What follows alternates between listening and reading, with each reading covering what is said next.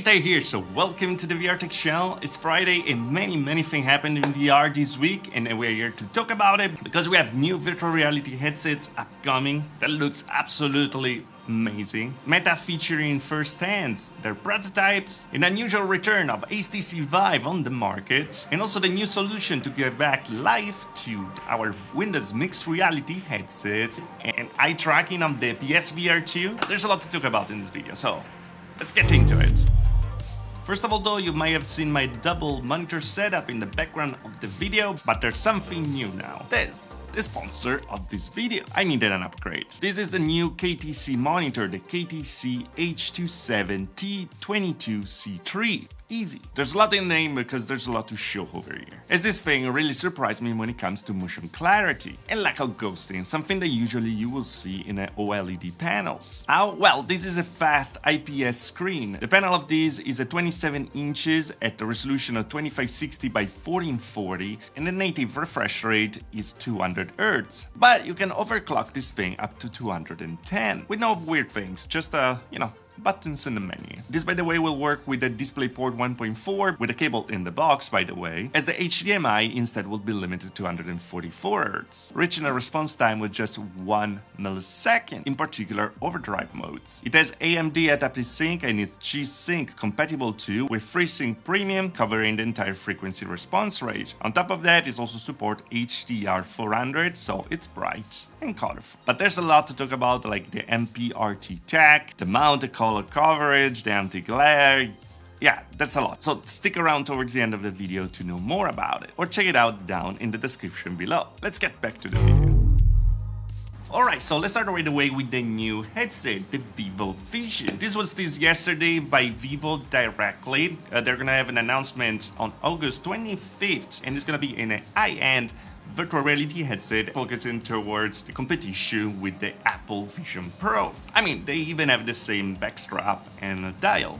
Unfortunately though, there's not much information yet about the chipset that is gonna run, all the very specifics of this headset, but it's very cool they're actually focusing on making this as light and small as possible, considering that there was one of the biggest gripes with the Apple Vision Pro. And to achieve that, for sure, they're gonna have to use micro OLED displays and pancake lenses. I mean, it's not the first time that we saw someone going after the Apple Vision Pro market with a Play for Dream that we reviewed on the channel. This is actually a very good headset for PC VR use, but it lacks a bit on standalone, and hopefully is something that Vivo can work on to make it even better. By the way, this is not going to be available to actually buy directly this year, but it's going to arrive next year to the Western market apparently, and for now they're just a Discovery edition where you can go in a store, or the Vivo store that they have, like the Apple stores, and you're gonna be able to try that to decide then if you want to buy it in the future. It does look very cool though, so I hope you're gonna be able to feature it on the channel. But yeah, kind of a very close copy of the Apple Vision Pro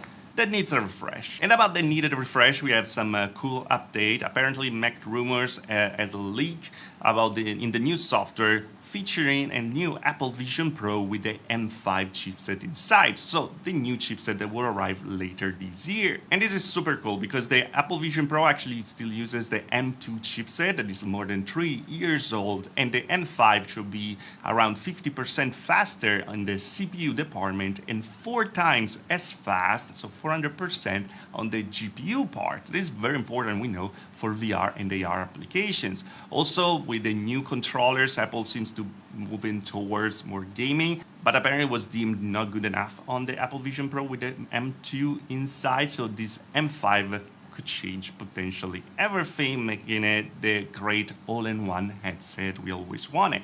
If you're expecting though a completely new Apple Vision Pro, there are kind of contrasting rumors. There's someone is saying that there's gonna be smaller and lighter, and some other people instead are saying that it's gonna be the same as the M2 chipset one that we have right now, but just with the newer strap to make it possible to wear for longer sessions, because like comfort was a big issue with the Apple Vision Pro still is. But yeah, things are evolving fast, and Apple really have the most powerful chipset on the market right now for this kind of application, so I can't wait to see what it's gonna be. But yeah, it's gonna be expensive. The next story is about Meta, where he talked about these headsets 2 weeks ago, but apparently now they're giving like demos a SIGGRAPH 2025 to show the screens of the Tiramisu and the Boba 3 headsets, where the Tiramisu is actually 90 ppd virtual reality headset at 1400 nits, but at 33 degrees FOV, so very, very tiny. But they're kind of trying to show how realistic visuals in VR can get. Instead, the Tiramisu, that I think is a more interesting one, has a different approach, reaching 180 degrees FOV. That is pretty much the 90% of the actual human vision that arrives around 210. Also consider the Quest 3 arrived around at 45-50% of the human vision, so that's a big, big leap over here. And this brings us to the usual question: FOV or pixel clarity? But now this is interesting because Vive is out of the picture for a while. They had their Vision headset, but that didn't really conquer much of the market, so they're trying something new. And the new product from HTC, something unexpected, is called HTC Eagle, and these are all-day battery life smart glasses aimed to compete with the Ray-Ban Meta glasses. And these look very cool and similar, to be honest. They're gonna use AI, as everything needs to use AI nowadays, and in the smart glasses actually is a very good idea. They're gonna have cameras to actually take videos and photos like the Ray-Ban Meta glasses do, but they're not gonna have any screen in there, but they're actually focusing toward a full day battery life, something that the Ray-Ban Meta glasses are actually lacking at. Also, these are gonna run on the AR1 chipset, so you're not gonna need a connection with your phone, of course, to work, but it's no problem. Everyone has a phone nowadays. Yeah, well, they look amazing. The only gripes I have is actually with the price. It seems to be above $450. And yeah, for glasses without the screen, it seems to be a lot. Hopefully, if and when we try them on the channel, we're gonna have a different picture about them. But yeah, so far, they seem pricey. And because we're talking about smart glasses, Brilliant Lab actually unveiled the new glasses, the Halo. We actually reviewed the Brilliant Lab glasses on the channel, and they were the first all-day use AI-powered glasses on the market. They're also very interesting because they're completely open source, so everyone can build for it. And my only gripe with those glasses, beside the look, they look very Harry Potter-ish, was actually the fact that the screen and the prism were actually like disrupting regular view. Let's say. So they weren't very uncomfortable to wear during the day because they just felt weird on your eye, with the screen. Apparently, Brilliant Lab reworked the screen, and right now it's gonna be even colored. And the other thing that was lacking was the audio, and it seems they solved that one as well with bone conducted speakers. So yeah, the design looks better. Now they have audio. This is what it was missing. A new screen, better battery life, still open source. I mean, they look very cool, and hopefully we can check those out on the channel as well. But yeah, if you're into smart glasses, they seem to be a very, very nice solution. Oh, and a little update on the channel. I'm actually going into vacation with family for 2 weeks. So don't expect any video. I wasn't able to prepare things, unfortunately. Mentally, I need a break. So yeah, be patient. We're gonna be back in September. Very strong indeed. But now let's talk about VR stuff. If you're using PSVR 2 on PC, we have good news, as the PSVR 2 toolkit was created, and they will add eye tracking support on a VR chat for the PSVR 2 on PC. That is something new. With on top of that, adaptive triggers control. They will need though an application from Steam called DSX.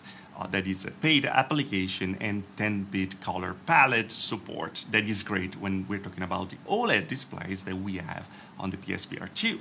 This was created by Hypeblocker and Supremium, the same people that actually created the Oculus Killer, to use Link without the Oculus software. And the project is not done because they want to add also support for OpenXR, so to be able to use foveated rendering with the PSVR 2, because right now the eye tracking is just limited to moving the eyes of the avatars. It could be enough for some people, but if you're using Microsoft Flight Simulator, for example, and you want more performances, well, that will be needed. And they also want to add the support for the precision haptics of the Sense controllers. And because we are talking about Microsoft and the Microsoft Flight Simulator, these guys, we actually have good news for Windows Mixed Reality. As you might know, Microsoft abandoned completely Windows Mixed Reality, not just abandoning, to let people actually use it, but actually breaking pretty much every single headset out there with the newest Windows updates. We already made a video about it where we were very mad. I'm still very mad about it, as you can see from my new t-shirt. But yeah, Ambucha, the guy that is like the hero of the VR modding community, since he's gonna release the new Oasis driver later this month. This driver is gonna be native for the Windows Mixed Reality headsets. So yeah, bringing back life to the Windows Mixed Reality headsets like the G2 or the Odyssey that we used to love. And I can't wait to check it out. And also it's super fast because they did a new update for the full body tracking. But yeah, if you are into full body tracking, this seems to be a great solution. Alright, back to the monitor. I want to show you a bit of the unboxing, as you will find everything needed with the DP cable, the power adapter, the monitor of course, and the minimal stand with easy lock and unlock latches. But it of course also supports the VESA standard. That's how I set it up over here, by the way, 100mm by 100mm. This is the monitor I usually use for gaming, as it's crazy fast. It also has a curious motion blur reducing tech, the MPRT, like on OLED, that will insert a black frame in the middle of each frame, keeping the blur minimum, actually tricking your brain to think that everything is more fluid. And this is amazing with emulators, like an old CRT TV. About the ports, it has 2 display ports and 2 HDMI and a USB to upgrade the firmware, power plug and the headphone jack. I have to say that 27 inches and 4040p feels absolutely the perfect companion for my ultra-wide monitor that really lacks of gaming features. So yeah, I have the editing one and the relaxing one to play games. Flat games sometimes. You can check the monitor down in the description below, as it is in a crazy offer lately for just $200. And for what you get, it's kind of crazy. But hey, thanks to KTC for upgrading my setup and to make this video possible. But anyway guys, what do you think about it? FOV or visual clarity? Let me know in the comments below. And as always, if you liked the video, like. If you didn't like the video, dislike. Subscribe to the channel for more of VR tech. If you really love the channel, join button on there. Later on further, also the Patreon. Thanks to all the Patreons join the channel, of course. I see you guys next video. Thanks for watching. Ciao.